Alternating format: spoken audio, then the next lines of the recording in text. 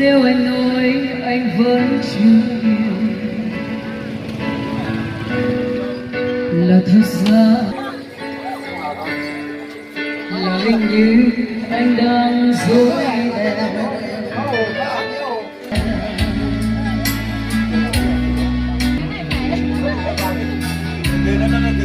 Còn anh nói đã muốn quên em rồi. Rồi một ngày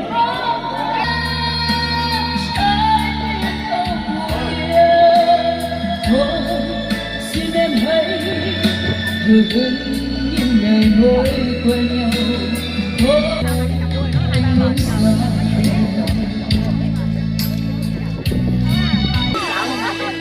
số giờ bắt đầu về, đến giờ nó đến đây rồi. Xa quá.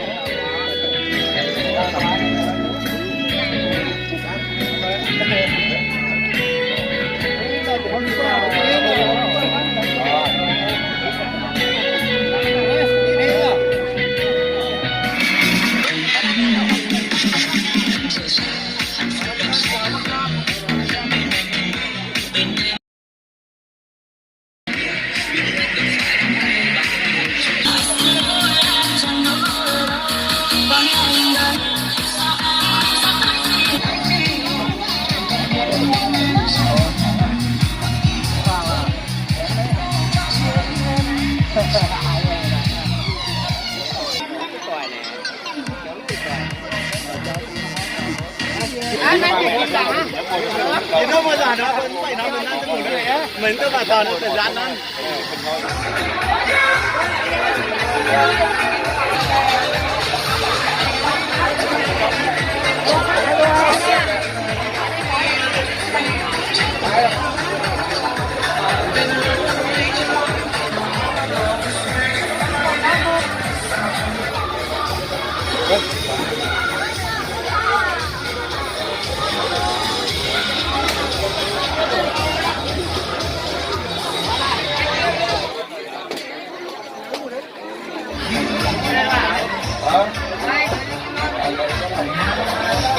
Chỗ ngồi để buổi lễ tân hôn chúc mừng.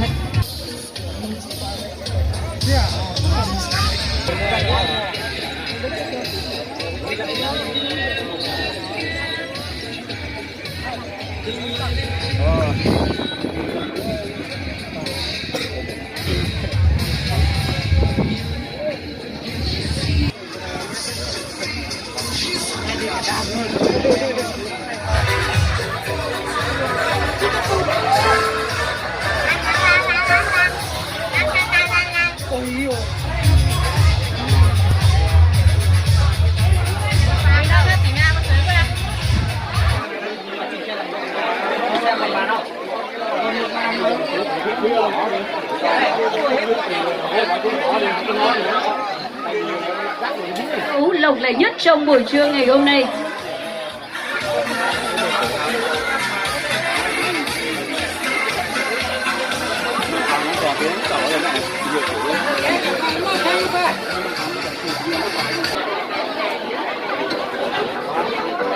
Vâng, họ đã dành cho cô dâu và chú rể của chúng ta trong buổi trưa ngày hôm nay.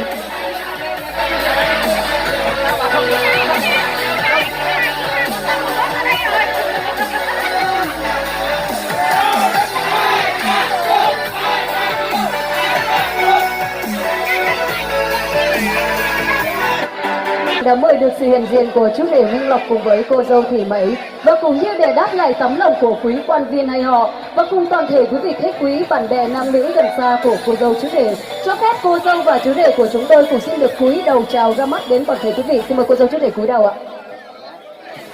Và kính thưa tất cả quý vị khách quý thân mến, để buổi lễ tân hôn ngày hôm nay, chúc mừng hạnh phúc cho chú rể Minh Lộc và cô dâu Thị Mẩy của chúng ta được trọn vẹn niềm vui, niềm hạnh phúc và có ý nghĩa hơn trong cuộc sống hôn nhân. Đó chính là không thể nào thiếu được các đấng sinh thành, những người sinh ra cô dâu xinh đẹp và chú rể tuấn tú của chúng ta trên sân khấu ngày hôm nay.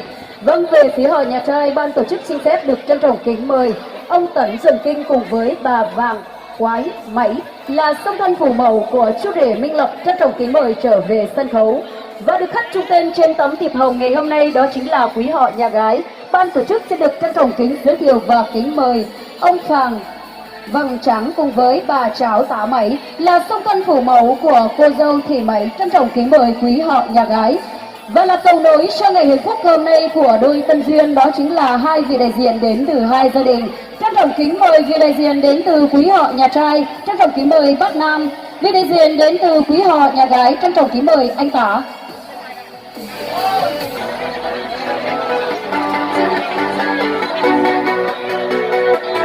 Vâng, và kính thưa tất cả quý vị khách quý thân mến, ban tổ chức cũng đã mời được diện đông đủ của hai gia đình cùng với hai vị đại diện là cầu nối cho đôi tân duyên và cô dâu chú rể của chúng ta. Sau đây cho phép đại gia đình của chúng tôi cùng xin được cúi đầu chào ra mắt đến toàn thể quý vị. Xin mời gia đình chúng ta cúi đầu chào ạ.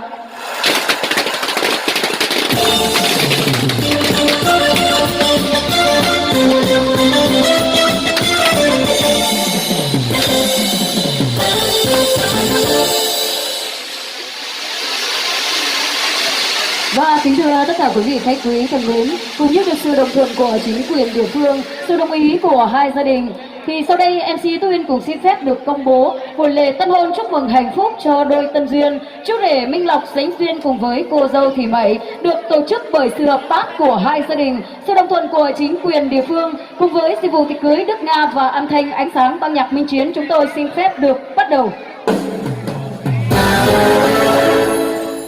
Và kính thưa toàn thể quý vị khách quý thân mến, để cùng trở về đây chung vui chúc mừng hạnh phúc cho hai con gia đình chúng tôi, thì tất cả quý vị cũng đã không quản ngại đường xa, bớt chút thời gian quý báu của mình để cùng trở về chung vui với hai gia đình và chúc mừng hạnh phúc cho chú rể Minh Lộc và cô dâu Thị Mẩy, cũng như để đáp lại tấm lòng của toàn thể quý vị khách quý, cho phép vị đại diện đến từ quý họ nhà trai. Xin mời giọng ca của anh Sĩ trở về sân khấu. Anh sướng mà giờ anh chưa sướng được nên là anh chưa lên. Em biết là anh đang ngồi ở phía dưới kia mà anh nói với em là khi nào anh sướng anh tự lên.